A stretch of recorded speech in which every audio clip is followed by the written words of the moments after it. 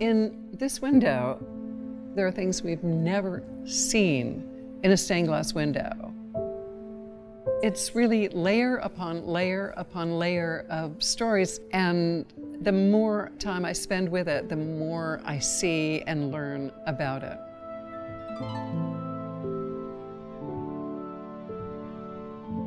Tiffany really wasn't part of my sphere growing up.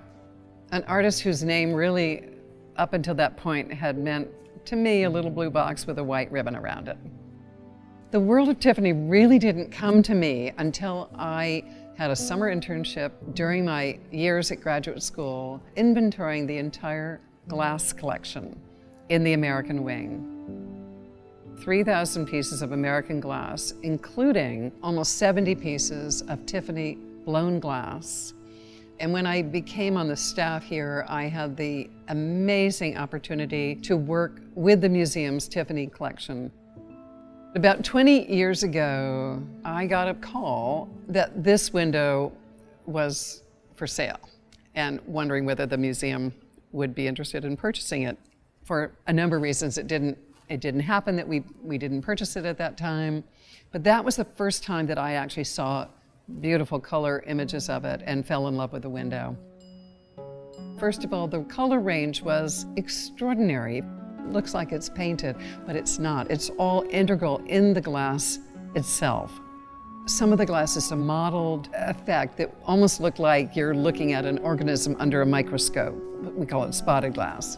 Others embedded little tiny flecks of shattered blown glass. We call it confetti glass. We've never seen millefiori canes that have been joined together as a flower and then sliced and embedded into a sheet of glass in a stained glass window. 3 years ago, I got a call that the window was on the market again. This was an opportunity that would not come around another time. Everybody from the leadership of this museum, our director, Max Holine, our trustees, as well as many other individuals who gave financial support to make this possible. Once they saw it, I think everybody got it. 13 crates arrived at the loading dock, panel by panel. We brought it to our wonderful stained glass conservator, Drew Anderson, and we could look at it so much in depth. It's so interesting to see it looking at the back side of this window, because this is a very heavy panel. Yeah, oh yeah, it's taking 4 of us to move it. And there are 9 of these large panels. 9 large panels, yeah. 9 smaller ones, and another 4 or 5 pieces. It's a big window. Over 20 pieces.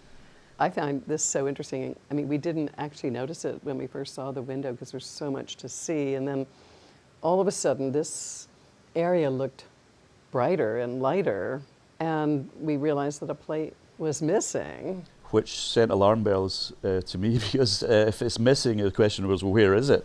But closer inspection on the back, the pieces slipped into the corner of the between the 2 plates. So that's good news, but now we have to access it, which will involve taking off a back plate and moving it back to its right position. Should we look at it with the light coming through it? Good idea. Shall I get the lights? Yes. It always looks so different. We would discover things every time we looked at it. I still pinch myself. It was really incredible. This is where the water is running from the fountain, and instead of using copper foil to separate the glass, there's no foil or no lead at all. So it's just nestling in there. That's pretty unusual for a stained glass window. I mean, the whole idea about a stained glass window, leaded glass window, is that it's joined with some sort of either lead came or copper foil and lead solder. Mm-hmm. And they've just cut a channel and inserted this sliver. I just love thinking about the women, largely women, who made these choices. I mean, this is one of the most complex windows that I've ever seen. There's so many stories about this window, and many of them center around the women who were really instrumental in making this window happen. One of whom was Sarah Cochran. I love this photograph, actually, with this flamboyant hat with a great, huge feather. She was such an interesting person in and of herself. When Sarah's husband died at the age of 50, very, very young, she took over the business, making coke from coal and continued to make it very profitable. She becomes known as the coal queen. She's considered the richest woman on the eastern seaboard. Some 10 years later, she decided to build a grand mansion. And here, actually, I'm very grateful to have some of these early images of the house, but you can see the size of it. It's really extraordinary. And she commissioned a Tiffany window for this house. The window was designed by Agnes Northrop, Tiffany's premier woman designer of windows. I actually love this photograph of her, who started to work for Tiffany in the late 1880s. She was there for the entire rest of her career. She was very supported by Louis Tiffany. And she's so just bright-eyed and bold and confident here. And I think she really, really was. She was so important. She'd never designed figures. She was only for landscape and flowers. And this is important. This was a completely new and extraordinary innovation in stained glass. Traditionally, of course, they tended to be, historic scenes of Christ or the life of Christ or scenes from the Bible, figural windows that had a story to tell. But here we see landscapes being introduced, which was hugely innovative. The reason we know that this window was designed by Agnes Northrop is that we have in our collection the original watercolor design drawing for it that would have been presented to Sarah Cochran. This is a very exciting drawing. It's one of a large collection of over 350 design drawings from the studios of Louis Tiffany.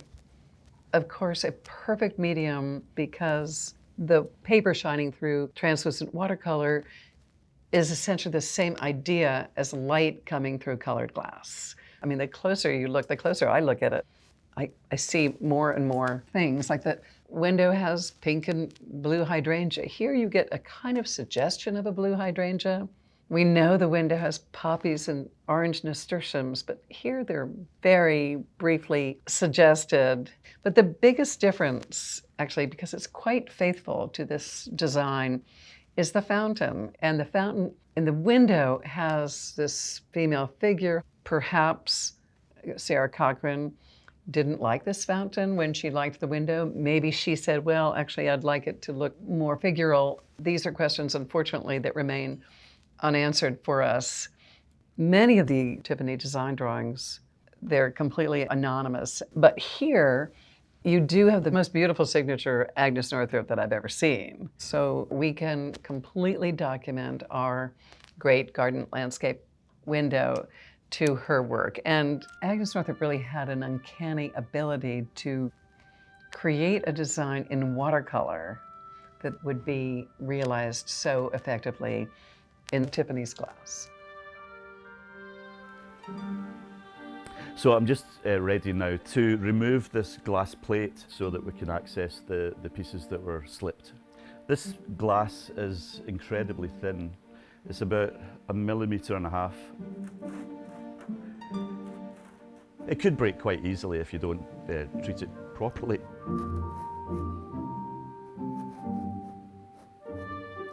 So we just use the edge as a balance.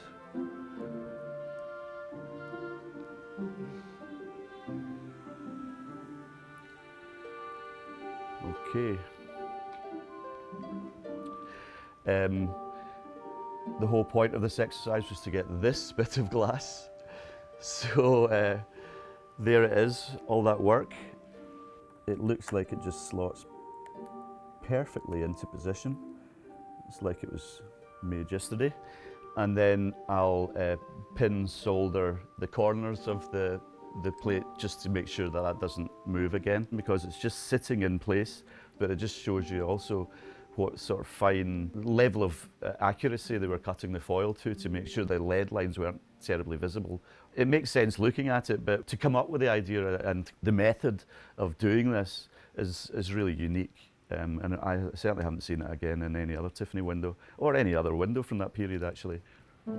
I have estimated some maybe 10,000 individual pieces of glass to give you a sense of what is really entailed in just that part of producing this window. There was an entire department of women who were selecting the glass.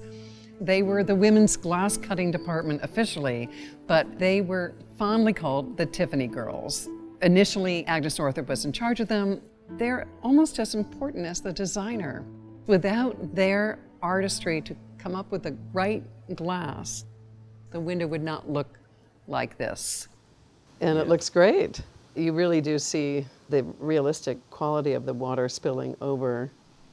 This was the area where the piece had slipped and then returned it to its correct position. And also it just reinforces the brightness of the clear water. It's amazing. And then to put it in, maybe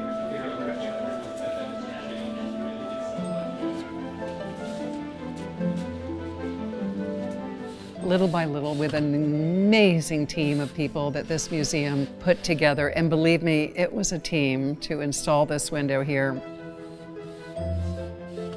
When the last panel went in, I burst into tears.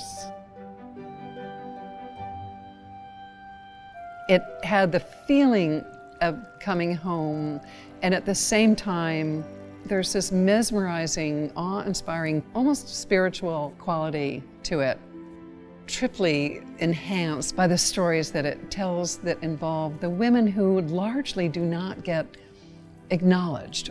Agnes Northrop is only recently a name that anybody even knows, the woman who designed it, and this has to be her masterpiece. Sarah Cochran, a woman who today is completely forgotten, but without her we wouldn't have this window. The women who are doing the selecting of this glass, who were cutting the glass, who were putting that copper foil around each individual piece of thousands of pieces of glass, and the patience and artistry that they were able to bring to this. Have you considered that you are now part of the women who have brought this window into the Met? Well, how do I say that? I have never thought about my role as a woman in bringing this window to the museum and really seeing this vision realized.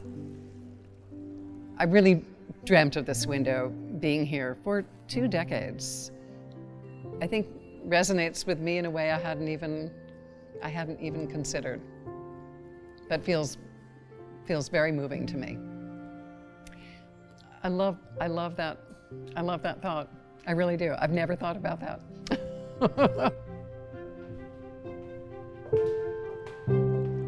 When I leave the museum at night, I always walk through the courtyard. It's empty, the light is gone down, and the window is almost the only thing I see. It's just magic.